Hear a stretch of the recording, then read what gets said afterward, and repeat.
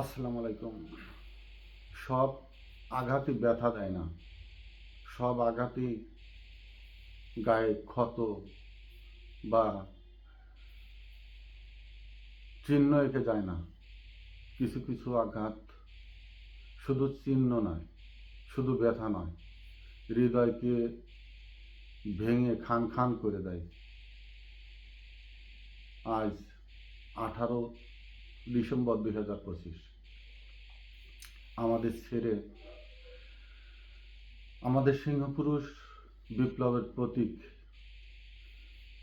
শরীফ হাদি মারা গেছেন। অত্যন্ত ভারাক্রান্ত হৃদয়ে তার বিদেহী আত্মার মাগফিরাত কামনা করছি। আগামীকাল শুক্রবার সন্ধ্যায় তার লাশ দেশে আসবে। শনিবার সারা দেশে সরকার শোক দিবস পালন করেছে এবং তার পরিবারের দায় দায়িত্ব সরকার বহন করবে বলে আশ্বাস দিয়েছে। জুলাই অভ্যুত্থানের পর ভেবেছিলাম যে অন্তর্বর্তী সরকারকে নিয়ে বড় ধরনের কোনো সমালোচনা করব না, সমালোচনা করব ছোট আকারে, আর সমালোচনাটা করব ব্যর্থতা নিয়ে নয়, তার সক্ষমতা নিয়ে। সক্ষমতা কতটুকুন আছে, সেই পুরোটা সে প্রয়োগ করতে পারল কিনা, নাকি সক্ষমতা সম্বন্ধে জ্ঞাত নয়, বাকি পুরো সক্ষমতাটাই কাজে লাগাইতে কোথায় যেন ইতস্তত করছে বা ভীতু ছিল, এইগুলো নিয়েই সীমিত থাকতে চেয়েছিলাম। কিন্তু আজকে মনে হচ্ছে একটু কথা বলা দরকার, এই জন্য যে সক্ষমতা থাকা সত্ত্বেও সরকার ব্যর্থ হয়েছে। সরকার ব্যর্থ হয়েছে তার অজ্ঞতার জন্য। সে জানে না অন্তর্বর্তীকালীন সরকার তার হাতে কতটুকুন পাওয়ার ছিল, কতটুকুন পাওয়ার নিয়ে সে জুলাই অভ্যুত্থানকে যেমন বাস্তবায়নের দিকেও যেতে পারত এবং যাদের বিরুদ্ধে জুলাই আন্দোলন, তাদের বিরুদ্ধে খুব শক্ত প্রতিরোধ গড়ে তুলতে পারত, সরকারিভাবে না, শুধু জনগণকে দিয়েই। জুলাই আগস্টের সাথে যে ব্যাপক সংখ্যক জনগণ সহমত পোষণ করত, তাদেরকেই যদি সরকার উদ্বুদ্ধ নয়, উস্কানি নয়, সাথে রেখে যে কোনো ধরনের পদক্ষেপ নিতে এগোতো, পুরা দেশ জাতি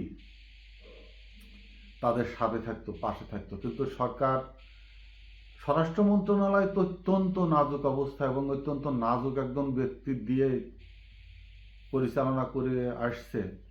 কিন্তু অন্য দিক থেকে এটাও ঠিক যে পুরা সরকারের উপদেষ্টা মণ্ডলী বৃন্দই অত্যন্ত একটি দুর্বল প্রকৃতির মানুষ দ্বারাই গঠিত হয়েছে। দৃঢ় মনোবল, অত্যন্ত সাহসী ব্যক্তিদ্বয় এর সমাগম ওখানে খুব একটা ঘটে নাই, বা সেই ধরনের শক্ত পদক্ষেপ নিয়েও কোনো উপদেষ্টাই সামনে এগিয়ে আসার সাহস করেননি, সাহস দেখাননি। অর্থাৎ ওই জায়গা গেলেই কি যেন একটা ধোঁয়াচ্ছন্ন পরিবেশের ভিতরে পড়ে যায়। আসিফ নজরুল একসময় মনে হতো অত্যন্ত সাহসী ব্যক্তি, দেশপ্রেমিক ব্যক্তি, মানব সেবী ব্যক্তি, কিন্তু তিনিও ওইখানে যাবার পরে কেন যেন একটি ধোঁয়াচ্ছন্ন পরিবেশ তৈরি করে দিলেন এবং তাকে অনেক অংশে দায়ী করা হচ্ছে। এই দায়ীটার একটি জায়গা, তার মন খারাপ করার কিছু নেই। তার কাছে অনেক কিছু চাওয়ার ছিল, মানুষের অনেক কিছু দাবি ছিল। তিনি যেভাবে টকশোতে কথা বলতেন, বিবৃতি দিতেন, সাহস যোগাতেন, ইয়াং জেনারেশনকে অনেকটাই উদ্বুদ্ধ করে তৈরি করে নিয়ে আসছিলেন এই জুলাই অভ্যুত্থানের পক্ষে কথা বলবার জন্য। কিন্তু পরবর্তীতে সেটা কেন যেন মলিন হয়ে গেল, তার বাক অনেকটা পরাধীনতার ভিতরে, শৃঙ্খলার ভিতরে চলে গেল। এখন ওই অবস্থায় গেলে কি হয় আমরা জানি না, আমরা ক্ষুদ্র মানুষ। কিন্তু সরকার জুলাই অভ্যুত্থানের পরে, নিজেরা গঠন হওয়ার পরে বারবার একটি জিনিস ভয় ভীতির ভিতরে ঢুকিয়ে দিলেন মানুষকে, যে নিরপরাধ মানুষ যেন ক্ষতিগ্রস্ত না হয়, আক্রান্ত না হয়, মবের শিকার না হয়। মবটা আসলেই জুলাই আগস্টের পরে এসে, বাংলাদেশে পর্যন্ত কোনো মব হয়নি। অর্থাৎ এই জুলাই আগস্টের পক্ষের শক্তি যেখানেই থাবা দিয়ে ধরতে গিয়েছে সেখানেই কিছু কিছু মানুষ চিৎকার করে উঠেছে এবং মব নামে একটি শব্দ জনগণের বাতাসে এমনভাবে ছেড়ে দিল সেই জঙ্গির মতো। সরকার যেমন জঙ্গি বানিয়েছিল জনগণকে, আর আন্দোলনকারীদের যে কোনো কার্যকরী অবস্থার ভিতরে গেলেই এরা মব মব করে চিল্লিয়ে উঠত। এই যে চোরকে অন্যদিকে পাঠিয়ে আর একদিকে চিৎকার করে ওঠা, চোরের দিকে গেল, এইসব শব্দগুলো ঠিক এই রকমের। এই শব্দের ভিতরে অনেক মারপ্যাঁচ আছে। কোন সময় কোন শব্দটা ব্যবহার করতে হবে এর ভিতরে অনেক বোঝার কিছু আছে। জুলাই আগস্টের পর যে আওয়ামী লীগের শীর্ষস্থানীয় নেতারা পালিয়ে যাবার পরেও এদেশে যারা ছিল, এই যে হাদের উপরে আক্রান্ত, এই আক্রান্তর পিছনে অনেকের এই কথার মব সৃষ্টি করে দেশের মানুষকে বিভ্রান্ত করেছে যারা, তাদের ভিতরে প্রধান আমি মাসুদ কামালকেও যদি ধরি, কিন্তু মাসুদ কামালও দেখলাম সেনাকুঞ্জের সবার সাথে তিনিও আমন্ত্রিত ব্যক্তি। অর্থাৎ এক পাশে জুলাই আন্দোলন, আর এক পাশে যাদের বিরুদ্ধে আন্দোলন হয়েছে তাদেরকে নিয়েও অন্তর্বর্তীকালীন সরকার মিত্রতার বন্ধনে নিজেদেরকে বাঁধে রাখতে চেয়েছেন। অর্থাৎ দোষী হতে চাননি। ক্ষমতা, তাদের যে সক্ষমতা, এটা পুরা প্রয়োগ করে তারা হয়তো টার্গেট হতে চাননি। অথবা ওইখানে গেলেই বোঝা যায় যে কারা কাদের উপরে আগ্রাসী রূপ ধারণ করে, আগ্রাসনের ভয়ভীতিতে তটস্থ করে রাখে। তারা হয়তো ওইখানে গিয়েই বুঝতে পেরেছে যে ক্ষমতা এই এক ধরনের মৃত্যুর ঝুঁকি, এই মৃত্যুর ঝুঁকি হয়তো নিতে চাননি। ওইখানে দরকারি ছিল হাসনাত আবদুল্লাদের মতো ছেলে, হাদিদের মতো ছেলে, উপদেষ্টা মণ্ডলীতে। মাহফুজ এখন কথা বললে উপদেষ্টা মণ্ডলীতে থাকতে উল্টা পাল্টা বেশ কিছু কথা বলে নিজেকেও ক্ষতিগ্রস্ত করেছে, আন্দোলনকে প্রশ্নবিদ্ধ করেছে, এবং রাজনৈতিক অঙ্গলটা ওই ঘোলাটের ভিতরেই আওয়ামী লীগের পক্ষে কথা বলে তাদেরকে এই উপযুক্ত জায়গা তৈরি করতে উদ্বুদ্ধ করেছে। আমি বারবার আকারে ইঙ্গিতে বলেছিলাম যে সারা দেশে এখনও সেই স্বৈরাচারের যে তৃণমূলের সংগঠন, সেটা তাদের সংগঠন তৈরি করা আছে, মজবুত আছে, এবং তারা 10 জন 15 জন এক এক জায়গা হয়ে মিটিং করছে। তারা তাদের ভিতরে কমিউনিকেশন করছে, সংগঠন কানে কানে মাইকিং করে নয়, গণসংযোগের মাধ্যমে তার অত্যন্ত শক্তিশালী অবস্থার ভিতরে আছে। এই শক্তিশালী ভিত জনগণকে সাথে নিয়ে সরকার ক্ষতিগ্রস্ত বা দুর্বল করতে পারত, কিন্তু সরকারের সদিচ্ছা রয়ে গেছে এখানে। সরকার ভয় পেয়েছে, যে পার্টি আছে যে মব মব বলে চিল্লাইয়া ওঠে, সরকার মানে বড় সাউন্ড কানে গেলে যেমন সরকার কেঁপে ওঠে, ওই মব শব্দকে সরকার ভয় পাচ্ছিল।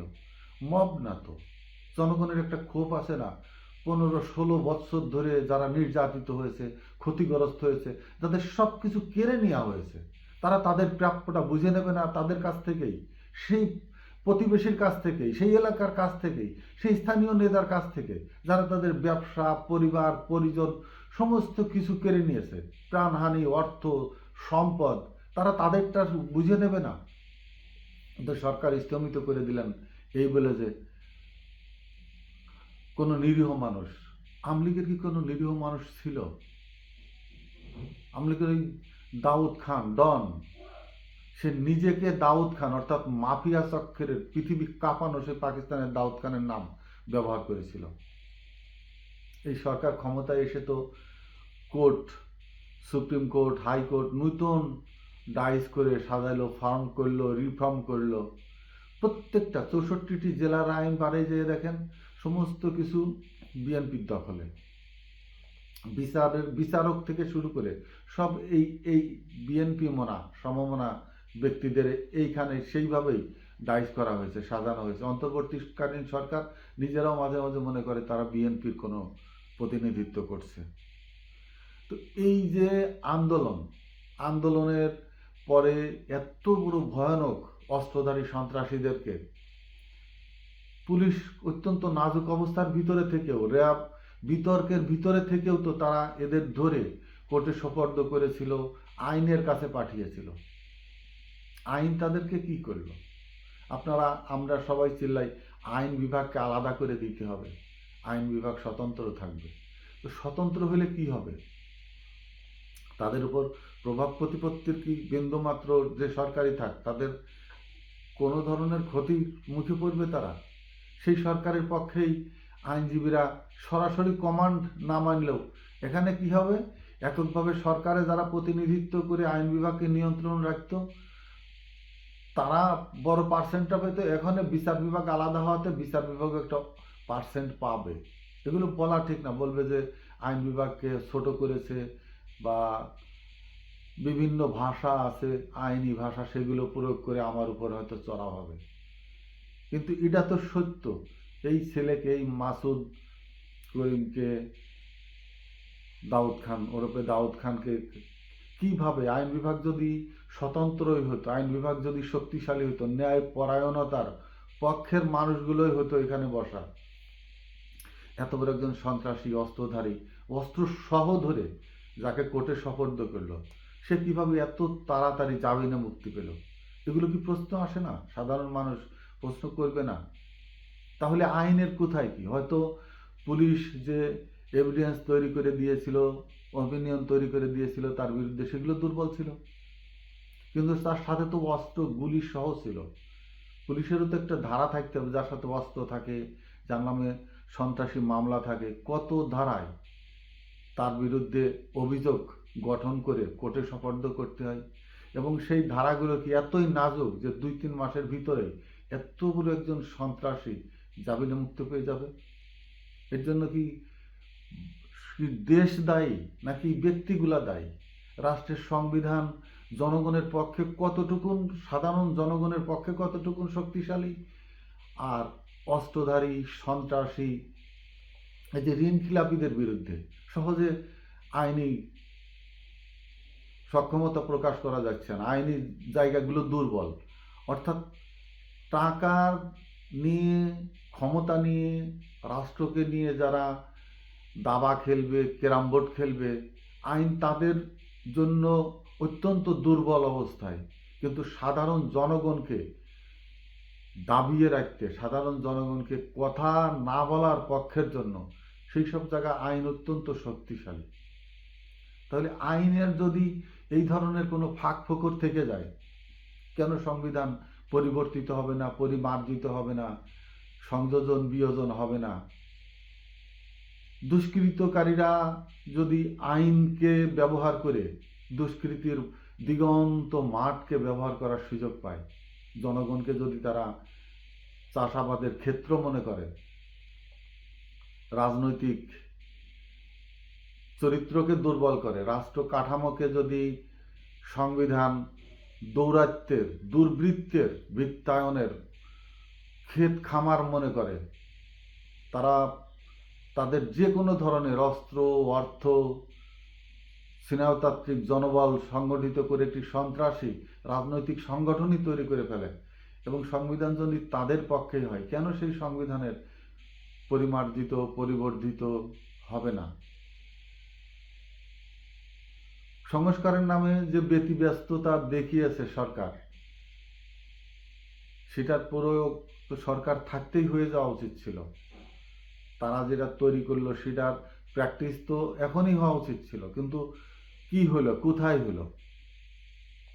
রাষ্ট্র যদি তার নায়কদের, তার হিরোদের নিরাপত্তা দিতে না পারে, জনগণ যদি শক্তিশালী মানুষকে সমর্থনযোগ্য সুপুরুষ হিসাবে বিবেচিত না করে, আইন যদি রাষ্ট্রের পক্ষের মহানায়কদের সহায়তার, শক্তিশালী করবার হাতকে উচ্চে তুলে ধরার উপযুক্ত প্রয়োগিক ক্ষমতা না থাকে, সে রাষ্ট্রে কি বীর জন্মাবে? সে রাষ্ট্র তো একদিকে যেমন ভীতু জনগণ, প্রজার জন্ম হবে, অন্যদিকে রাষ্ট্র ক্ষমতায় দুর্বৃত্তায়নের স্বর্গরাজ্য হিসাবে, যেমন আজকে ভেনিজুয়েলা, পুরা দেশ মাদকের সাথে জড়িত, পুরা দেশই মাদক ব্যবসায় তাদের প্রধান পুঁজি। আমাদের দেশের রেমিটেন্স যেমন, তাদের মাদক ব্যবসা। তো এইভাবে রাজনীতির অঙ্গন যদি চলতে থাকে, দুর্বৃত্ত দিয়ে চালানো চোর বাটপাট চিটারদের দ্বারা যদি সমস্ত জায়গায় ভরে ফেলা হয়, পুরা দেশ যদি তাদের নিয়ন্ত্রণে চলে আসে, এবং এইভাবে 20-30 বছর পরে এই রাষ্ট্র, এই দেশ, এই দেশের জনগণ পুরাটা কাদের নিয়ন্ত্রণে চলে যাবে? এখনই কি সজাগ জনগণ, জ্ঞানী, দূরদর্শিতা সম্পন্ন ব্যক্তিদের এসব ব্যাপারে শক্তভাবে পদক্ষেপ নিয়ে এগিয়ে আসার সময় নয়? এক হাদি চলে গেল, কিন্তু আরও যে গুটি কতক রত্ন, জুলাই আগস্টের বীর সেনানী জীবিত আছে, এই স্বরাষ্ট্রমন্ত্রী দিয়ে, এই আইন বিভাগ দিয়ে, এই গোয়েন্দাদের দিয়ে কি তাদের রক্ষা করার সক্ষম হবে? নাকি এরাও প্রতিটি পদে মৃত্যুর ঝুঁকিতে? নিরাপদে কারা আছে যারা অর্থ লুটপাট করছে এবং দুর্বৃত্তের দোসর হয়ে উঠছে, এবং অন্তত সেই স্বৈরা শাসকের সাথে মিত্রতায় ব্যস্ত? তারাই হয়তো নিরাপদ। কিন্তু এর বাইরে রাষ্ট্রের জনগণকে নিয়ে যারা রাষ্ট্রকে শক্তিশালীর পক্ষে কথা বলছে, রাষ্ট্রকে নূতন সূর্যোদয়ের পথে হাঁটাতে চাচ্ছে, ঝুঁকিতে তারা। রাষ্ট্র কাদের পক্ষে দাঁড়াবে? দুর্বৃত্তের পক্ষে, নাকি সেই রাষ্ট্রের উদীয়মান তরুণ দেশপ্রেমিক যুবকদের পক্ষে? অন্তর্বর্তীকালীন সরকার ভেবে দেখবেন কি? আসসালামু আলাইকুম।